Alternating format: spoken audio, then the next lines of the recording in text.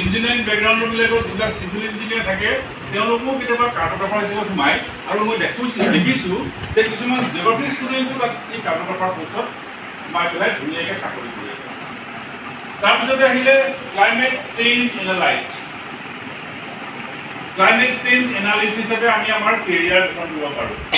আমি চবেই জানো যে আমাৰ বৰ্তমান সময়ত বিশেষকৈ ধৰা ইণ্ডাষ্ট্ৰিয়েল ৰিভলিউশ্যন হোৱাৰ পিছত সাংঘাতিক ধৰণে ক্লাইমেট চেঞ্জ হৈছে আৰু ৰিচেণ্টলি যোৱা 100টা বছৰত বেছিকৈ চেঞ্জ হৈছে। আমি নিজে ফিল কৰিছোঁ যোৱা 10 বছৰৰ ভিতৰতে যথেষ্টখিনি বতৰৰ বা জলবায়ু পৰিৱৰ্তন হৈছে, সি এটা আমাৰ কাৰণে ডাঙৰ বিপদ হৈছে। তাৰপিছত আহিব পাৰে ক্লাইমেটলজিষ্ট। দুইটা বিষয় ওচৰা ওচৰি অলপমান ডিফাৰেঞ্চ এটা আছে। এজন বতৰ বিজ্ঞানী হিচাপে আমি আমাৰ কাম কেৰিয়াৰ কৰিব পাৰোঁ এজ ক্লাইমেটলজিষ্ট। আৰু হ'ব পাৰে এমাৰ্জেঞ্চি মেনেজমেণ্ট স্পেচিয়েলিষ্ট, মই ডিটেইলছ আহিম। তাৰপিছত আহিব জিঅ'মৰ্ফলজিষ্ট, নেক্সট আহিব জিঅ' স্পেচিয়েল এনালিষ্ট, তাৰপিছত আছে GIS স্পেচিয়েলিষ্ট, তাৰপিছত আছে হাইড্ৰলজিষ্ট, তাৰপিছত আহিব এনভাইৰনমেণ্টেল কনচালটেণ্ট, তাৰপিছত আছে লেণ্ডস্কেপ আৰ্কিটেক্ট, এজন জিঅ'গ্ৰাফিষ্টে কৰিব পাৰে আৰামছে, লোকেশ্যন এনালিষ্ট, দেন মেট্ৰিঅলজিষ্ট হিচাপে আমি কৰিব পাৰোঁ এজ মেট্ৰিঅলজিষ্ট, পলিউশ্যন এনালাইষ্ট, পলিউশ্যনটো আমাৰ কাৰণে নতুন বিষয় নহয়, আমি শৈশৱৰ পৰাই চিনাকি পলিউশ্যন চব পলিউশ্যন হৈ আছে। ৰিম'ট চেন্সিং এনালাইষ্ট, এতিয়া হয়তো ছেকেণ্ড ছেমিষ্টাৰৰ খিনিয়ে বিশেষকৈ অহা নাই, কিন্তু লাহেকৈ আমি ৰিম'ট চেন্সিং বিষয়টো আমাৰ লগত জড়িত হৈছে, এইটো আমাৰ পাঠ্যক্ৰমত আছে, আমি তাৰ বিষয়ে পঢ়িব লাগিব। তাৰপিছত আহিব ছইল কনজাৰ্ভেশ্যনিষ্ট, ভূমি সংৰক্ষণ কৰিব লাগিব। ছাৰ্ভেয়ৰ মানে ডিপাৰ্টমেণ্টবিলাকে লেণ্ড ৰিভিউ বা এনেকুৱা ডিপাৰ্টমেণ্ট থাকে, তেওঁলোকৰ একোজন ছাৰ্ভেয়ৰ থাকে। এনেকুৱা অফিচবিলাকত যদি যাওঁ আমি যিমানখিনি ৰেভিনিউ ডিপাৰ্টমেণ্ট থাকে তেওঁলোকে একোজন ছাৰ্ভেয়ৰ নিয়োগ কৰে আৰু এজন জিঅ'গ্ৰাফি ষ্টুডেণ্টে খুব ধুনীয়াকৈ এই ছাৰ্ভেয়ৰ চাকৰি পাব পাৰে। তাৰপিছত আহিলে টাউন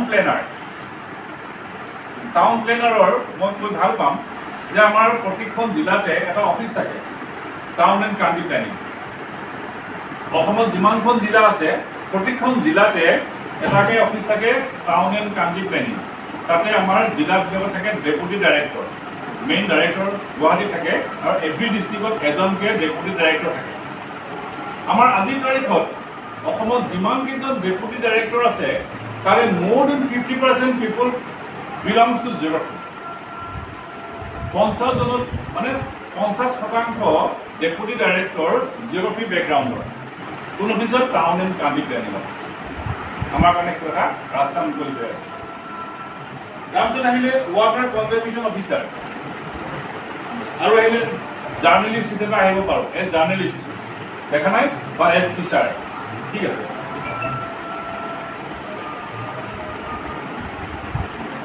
অলপ দেখিছানে বাৰু এজ কাৰ্টোগ্ৰাফাৰ। আমাক কোৱা হৈছে যে জিঅ'গ্ৰাফি ষ্টুডেণ্টবিলাকে দুটা বিষয়ত বিশেষ পাৰদৰ্শিতা প্ৰদৰ্শন কৰিব পাৰে। এটা হ'ল এজ কাৰ্টোগ্ৰাফাৰ মানে হ'ল the art of map making. আমি মেপ অংকন কৰিব জানো, আমাৰ পাঠ্যক্ৰমে মেপ আঁকিবলৈ শিকাইছে। আমি ধুনীয়াকৈ মেপ আঁকিব পাৰোঁ, বেলেগ স্কেলত বেলেগ ধৰণৰ প্ৰজেকশ্যন ব্যৱহাৰ কৰিব পাৰোঁ আৰু বেলেগ চাইজ বেলেগ পাৰপাছত আমি মেপ অংকন কৰিব পাৰোঁ। আৰু প্ৰত্যেকবিলাক মেপৰে একোটা বেলেগ উদ্দেশ্য থাকে। কিছুমান মেপ থাকে ধৰা কেড্ৰেষ্ট্ৰেল মেপ, ভিলেজ মেপ থাকে। তোমালোকে চবেইতো টপ'চিট দেখিছা নহয়, টপ'চিটখন হ'ল এখন কম্প'জিট মেপ। তাত চব বস্তু সোমাই দিয়া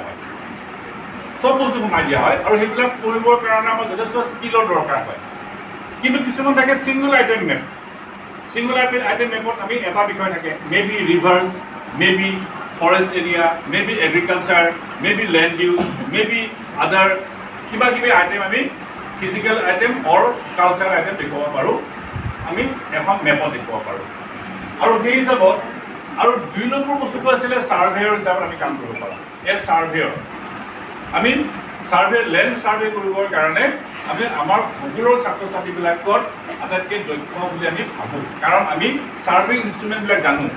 আমি যদি ৰাস্তাবিলাকত যাওঁ ইফালে শিৱসাগৰৰ পৰা এনেকৈ যিটো আমাৰ ৰাস্তা কাম কৰি আছে তেওঁলোকে বাৰু মন কৰিছেনে কিছুমান তাৰে ৱৰ্কাৰে এটা তিনিঠেঙীয়া এটা ট্ৰিপত এটাৰ ওপৰত গৈ কিবা এটা খুব চাই থাকে তেওঁলোকে চবে দেখিছেনে বাৰু দেখিছেনে চাই থাকে সেইটো হ'ল ডাম্পিছ লেভেল তেওঁলোকে যিটো ইনষ্ট্ৰুমেণ্ট ব্যৱহাৰ কৰে ইনষ্ট্ৰুমেণ্টৰ নাম হ'ল ডাম্পিছ লেভেল আৰু সেই ডাম্পিছ লেভেলটো আমি ইয়াতে শিকোঁ এতিয়া সেই ডাম্পিছ লেভেলটো তেওঁলোকৰ ইঞ্জিনিয়াৰবিলাকে ব্যৱহাৰ কৰে চিভিল ইঞ্জিনিয়াৰিংবিলাকে ছেম ইনষ্ট্ৰুমেণ্ট আমি ইয়াত ইউজ কৰি আছোঁ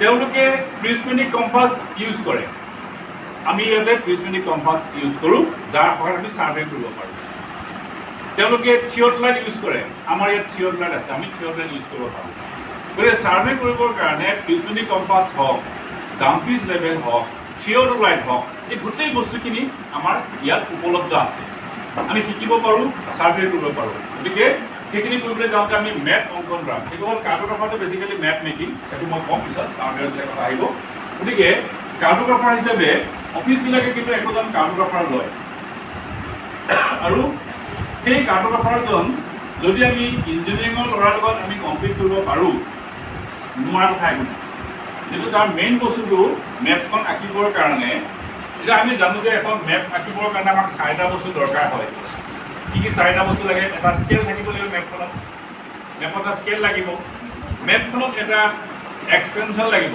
এক্সটেনশ্যন মানে হ'ল তাৰ লোকেশ্যন তাৰ লেটিচিউড লংগিচিউডৰ লোকেশ্যন আমি থাকিলে থাৰ্ড আইটেম আহিলে তাৰ ডাইৰেকশ্যন আৰু 4 নম্বৰ হ'ল আমি তাত কি বহুৱাম আমি কি আঁকিম এইবিলাকতো আমি জানো আমি জনা বস্তুখিনিকে এষ্টাব্লিছ যদি কৰিব পাৰোঁ কনভিন্স কৰিব পাৰোঁ তেতিয়াহ'লে আমি এজন কাৰ্টোগ্ৰাফাৰ হিচাপে আমি চাকৰিত আমি সোমাব পাৰোঁ তাৰপিছত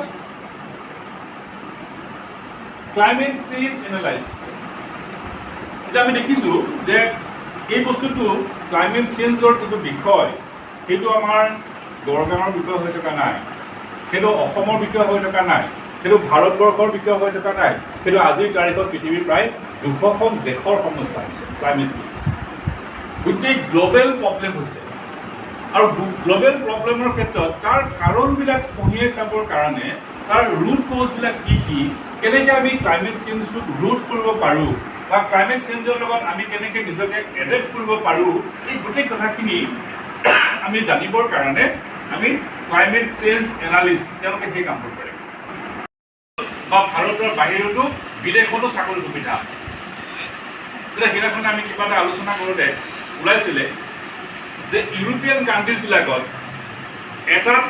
এটা ভেৰাইটিৰ টিচাৰৰ সাংঘাতিক অভাৱ হৈছে য়োগা টিচাৰ য়োগা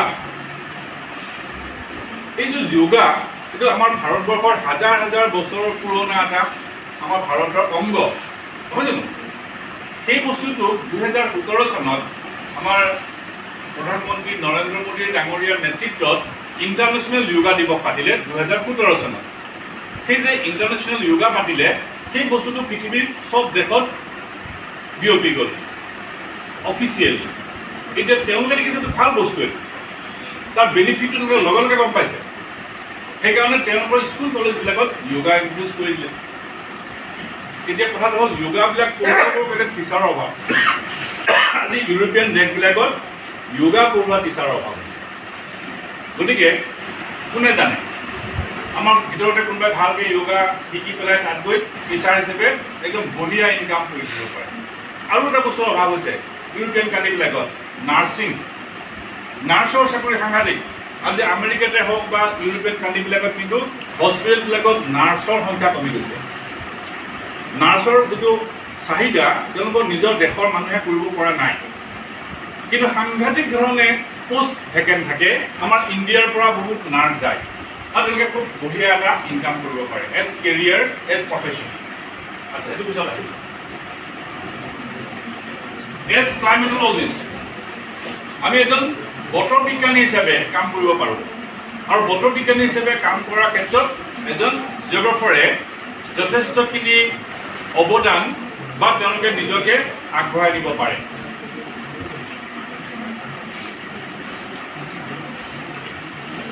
আমি নিজকে কৰিব পাৰোঁ এমাৰ্জেঞ্চি মেনেজমেণ্ট স্পেচিয়েলিষ্ট পৰহি নে তাৰ আগদিনাখনে টাইৱানত এটা ডাঙৰ ভূমিকম্প হৈ গৈছে। তোমালোকে যদি মন কৰিছা গৰম আছে নহয় হ'ব টাইৱানত এটা ডাঙৰ ভূমিকম্প হৈছে ৰিক্টাৰ স্কেলত প্ৰায় 7ৰ ওচৰত একজেক্ট ফিগাৰটো মোৰ ওচৰত নাই।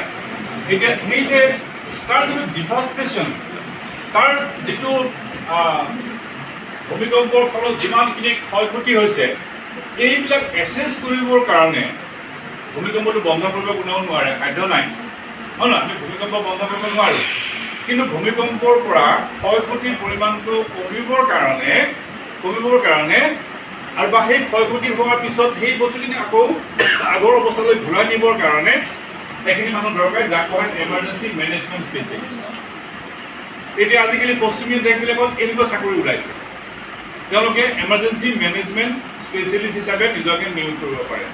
আৰু তাৰ কাৰণে যিখিনি আমাক কিছু ট্ৰেইনিঙৰ দৰকাৰ হ'ব, আমি ফিল্ড বেছ ট্ৰেইনিং কৰিব লাগিব আৰু আমি সেইখিনি তাৰ পৰা মানুহৰ ক্ষয় ক্ষতিৰ পৰিমাণ কম হ'বৰ কাৰণে বা তাৰ পৰা হোৱা ক্ষয় ক্ষতিখিনিক আমি আকৌ আগৰ অৱস্থালৈ আনিবৰ কাৰণে সেই মানুহখিনিৰ লগত আমি কেনেকৈ কাম কৰিম, কি মেনেজমেণ্ট কৰিম, তাৰ কিছুমান আমি কোৰ্চ কৰিব পাৰোঁ আৰু সেইখিনিৰ পৰা আমি নিজৰ কেৰিয়াৰ গঠন কৰিব পাৰোঁ। গতিকে তাৰ সুবিধাটো আছে এমাৰ্জেঞ্চি মেনেজমেণ্ট স্পেচিয়েলিষ্ট। তাৰপিছত যদি আমি চাওঁ জিঅ'মৰ্ফলজিষ্ট, এজ জিঅ'মৰ্ফলজিষ্ট আমি যেতিয়া জিঅ'মৰ্ফলজি পঢ়িছিলোঁ তেতিয়া পঢ়োঁতে আমি 3টা গ্ৰীক লেটাৰৰ কথা কওঁ, জিঅ', মৰ্ফ এণ্ড লগছ, হয় জানো? The science of landscape, the science of landform. Geomorphology is a science of landform. আৰু এই যে চায়েন্স অফ লেণ্ডফৰ্মৰ লগত ৰিচেণ্টলি যিবিলাক ডেভেলপমেণ্ট হৈছে, যেনেকৈ কনষ্ট্ৰাকশ্যনেল বা ইঞ্জিনিয়াৰিং জিঅ'মৰ্ফলজি আহিছে। এতিয়া আমাৰ এটা কথা মন কৰিবা যে আমাৰ গেৰুকামুখত NHPCয়ে এটা ডাঙৰ নদী বান্ধ সাজি আছে আৰু সেই নদী বান্ধটোৰ এগেইনষ্টত আমাৰ বহুতো জাতীয় সংগঠনে আন্দোলন পৰ্যন্ত ঘোষণা কৰিছে। কিয় কৰিছে? যে সেই প্ৰজেক্টটো বন্ধ কৰিব লাগে। 2000 মেগাৱাট বিদ্যুৎ শক্তি উৎপাদন কৰিব পৰা বান্ধটো বন্ধ কৰিবৰ কাৰণে আপত্তি আহিছে। প্ৰথম আপত্তিটো কোনে কৰিছে জানানে? এজন জিঅ'মৰ্ফলজিষ্টে কৰিছে। প্ৰথম আপত্তিটো আনিছে এজন জিঅ'মৰ্ফলজিষ্টে কৰিছে যে যিটো জেগাত ডাম কনষ্ট্ৰাকশ্যন কৰিবৰ কাৰণে চৰকাৰে আঁচনি লৈছে বা কোম্পানীবিলাকে বদ্ধপৰিকৰ হৈছে, সেই জেগাডোখৰ ডেম কনষ্ট্ৰাকশ্যনৰ কাৰণে মুঠা উপযোগী নহয়। কাৰণ সেই জেগাডোখৰ আছে আৰ্থকুৱেক জ'ন 5 নম্বৰ জ'নত আছে। 5 নম্বৰ জ'ন মানে হ'ল জ'ন 1 ছেফ, জ'ন 2 তাতকৈ অকণমান ভালনাৰেবল, জ'ন 3 আৰু ভালনাৰেবল, জ'ন 4 যিমানে জ'ন বাঢ়ি গৈ থাকিব তাৰ ভেলু বাঢ়ি গৈ থাকিব সিমানে বেছি ভয়ংকৰ। আৰু সেই বান্ধটোৰ লোকেশ্যন আছে জ'ন 5-ত। জ'ন 5টো মানে সাংঘাতিক ভয়ংকৰ লোকেশ্যনত এটা বান্ধ বান্ধিছে। এতিয়া সেই আমাৰ পৰ্বতৰ ওপৰত 1 কিলোমিটাৰ 2 কিলোমিটাৰ মানুহ বুলি নহয়, জীৱ জন্তু গছ গছনি একো বাচি নাথাকিব। কিবা কাৰণত যদি সোৱণশিৰি বান্ধটো ভাঙি যায় তেতিয়াহ'লে উজনি অসমৰ লখিমপুৰ, ধেমাজি, তেজপুৰ আৰু আনকি আমাৰ যোৰহাট, শিৱসাগৰলৈকে তাৰ হৈ আহি পেলাই আমাক উটুৱাই লৈ গুচি যাব। সেই পৰ্বতৰ ওপৰত থকা সাগৰখনৰ পানী আহে। এতিয়া এই কথাখিনি কোনে কৈছিলে? সেই চেতাৱনী বা যিবোৰ সতৰ্কবাণী শুনাইছিলে এজন শুনাইছিলে জিঅ'মৰ্ফলজিষ্টে। কিন্তু কথাটো হ'ল তাত কিবা কিবি আৰু অংক আছে, যিবিলাক ৰাজনৈতিক অংক আছে, আমি এইবিলাক কথা ক'বলৈ নাযাওঁ, কিন্তু কামটো হৈ আছে আৰু সি কিন্তু ভৱিষ্যতে তাৰ এটা বিপদৰ আগদিনে হ'ব। এতিয়া ধৰি ললোঁ যে আমাৰ এই ৰাস্তা ঘাটৰ কাম চলি আছে বা কিবা এটা কনষ্ট্ৰাকশ্যন চলি আছে।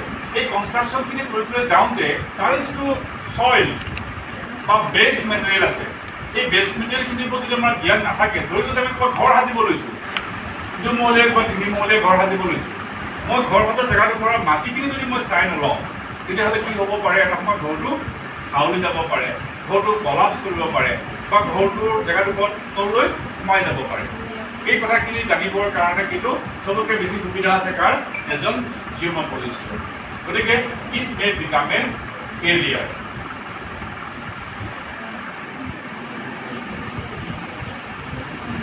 এতিয়া বিশেষকৈ আমাৰ ফ'ৰ্থ ছেমিষ্টাৰ পিছত ল'ৰা ছোৱালীবিলাকে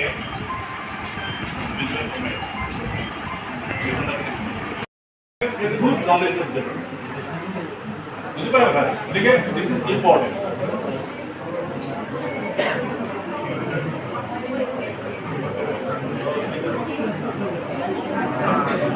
Thank you. Yeah.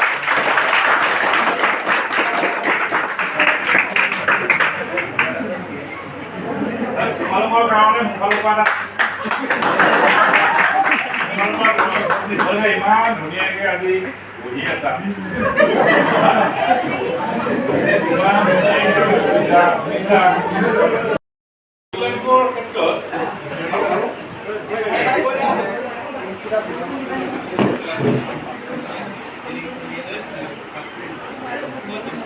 ধুনীয়া প্ৰশ্ন এটা কৰিছে শিৱাশীছে ভেৰি নাইচ কুৱেশ্যন যে আমি